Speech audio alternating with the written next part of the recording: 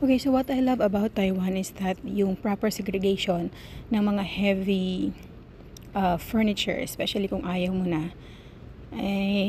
So today, naisipan kong humingi ng tulong doon sa mga empleyado dito sa building na doon banda sa segregation ng waste. So, nagtanong ako kung pwede ko bang itapon na tong upuan na to kasi nga hindi naman nagagamit, dagdag lang sikip sa bahay.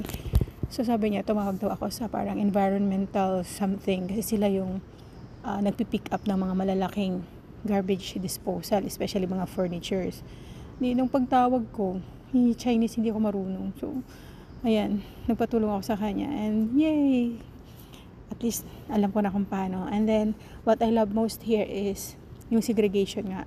Like, eto, alam niyo ba na hindi mabantot ang basurahan nga dito gawa ng properly segregated at hinuhugasan kasi siguro training na rin sa bahay, household pa lang, kailangan bago i-dispose, kailangan i-wash muna kahit pa paano. Though marami pa rin ang hindi nag-follow, pero segregated properly ang mga basura. May mga metal container, paper containers, tapos yung mga boxes, and then yung mga batteries, wires, and everything, may designated tapunan. And then yung mga hard plastics, ito na yung mga bottle container to, tapos yung mga cosmetic, thin plastic, tsaka cosmetic containers magkasama. And lalong-lalo na is yung mga yung mga tira-tira nating pagkain. Meron din sa metal pala, ganyan. Tapos especially itong mga kaning baboy, naka-freezer yan.